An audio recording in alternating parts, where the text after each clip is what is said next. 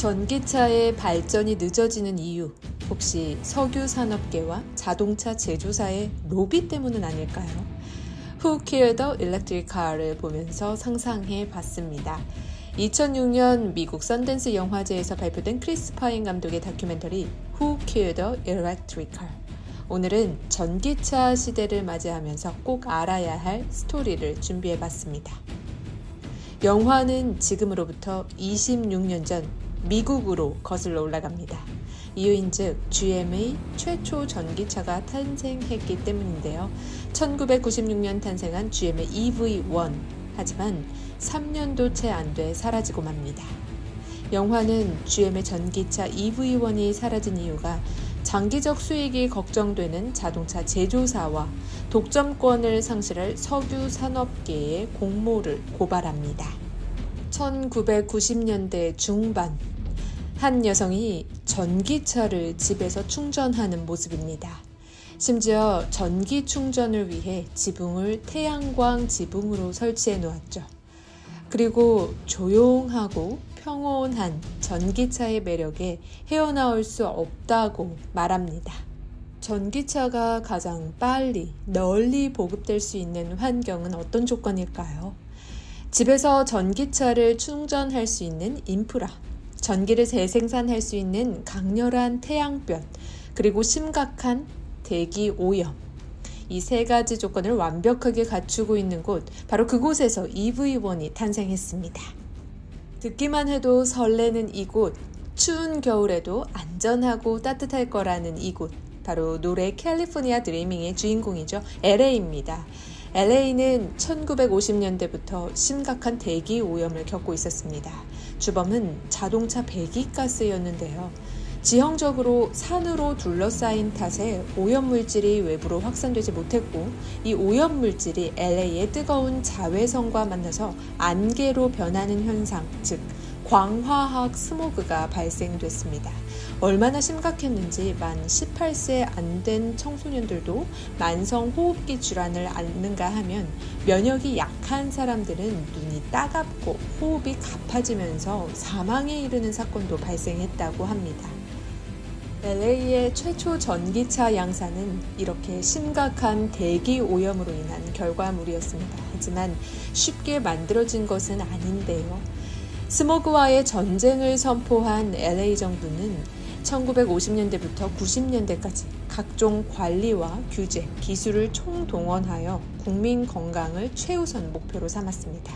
특히 자동차 제조사를 압박하는 법률 조항을 만드는데요. 1970년 청정공기법에는 향후 5년 이내에 새로 생산하는 자동차의 탄화수소 화합물과 일산화탄소 배출량을 90% 이상 낮추도록 명시도 했습니다. 이는 청정기술 개발을 압박하기 위한 수단이었는데요. 그리고 1990년 캘리포니아 대기자원국은 저공해 자동차 보급 법안을 발표하는데요. 상당히 급진적인 조항이었습니다. 자동차 제조업체는 이 조항으로 인해 오염물질을 전혀 배출하지 않는 무공해 자동차의 판매 비중을 점진적으로 늘려야만 했는데요. 1998년부터 2000년까지 2%, 2001년부터 2002년까지 5%, 2003년 이후에는 10%씩 의무로 전기차를 팔아야 했던 거죠. 90년대 초중반 크라이슬러, 포드, GM, 혼다는 5천여 대의 전기차를 내놓았습니다. 여기에는 1996년 GM의 EV1이 포함되었죠. 그런데 어쩐 일인지 전기차들이 갑자기 고장이란 이유로 폐차가 되고 박물관이나 교육기관에 기부되는 등 존폐 위기에 놓입니다.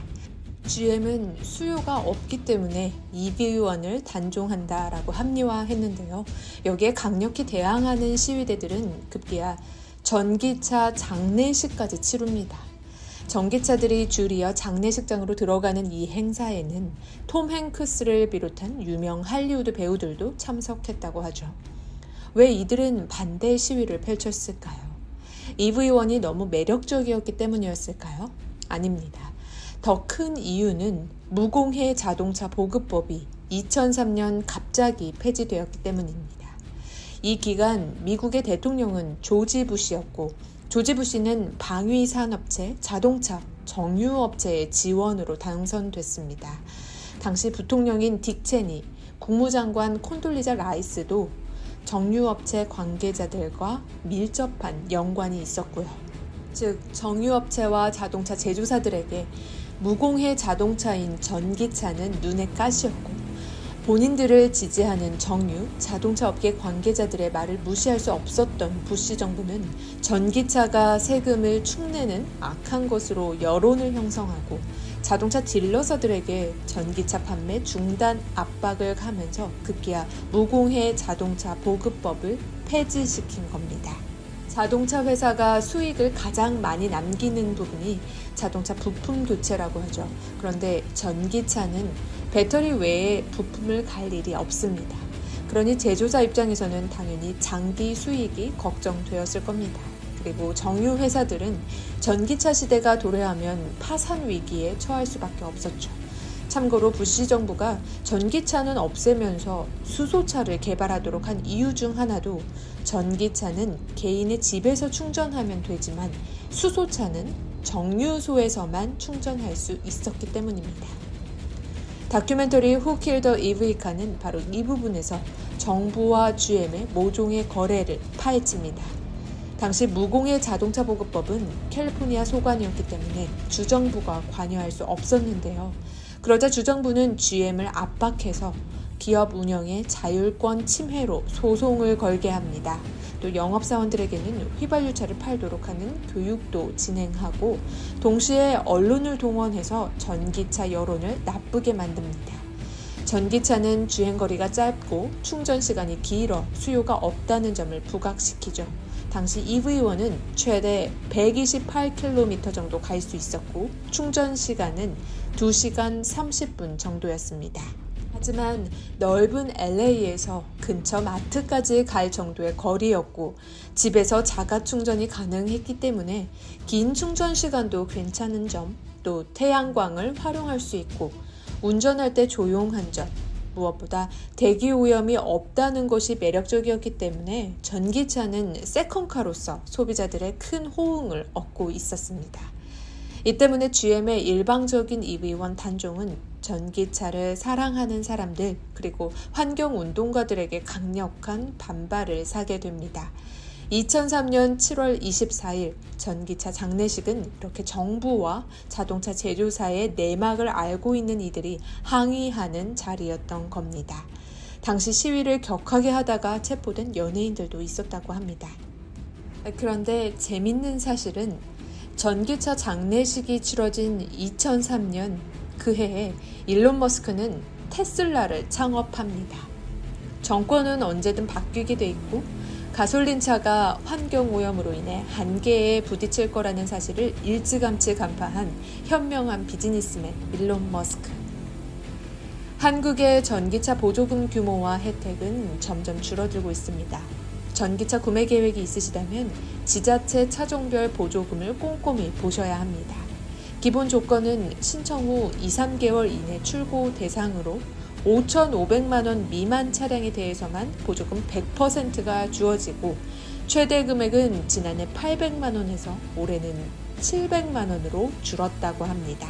확실히 이렇게 줄어드는 보조금 혜택은 전기차가 피해갈 수 없는 시대적 흐름이 되었다는 걸 반증하기도 합니다. 26년 전 GM의 EV1이 계속해서 진화해 왔다면 아마 지금은 전기 비행기 시대로의 전환을 준비하고 있지 않을까 싶습니다. 미세먼지로 고생하는 일도 훨씬 적었을 거고 온난화도 기상이변도 지금처럼만큼은 아니었겠죠. 아무쪼록 자동차 제조사들이 내놓는 전기차 로드맵이 지금 시대에는 난항 없이 잘 진행이 될지 의문입니다. 지금까지 See Every Electricity 채널이었습니다. 감사합니다.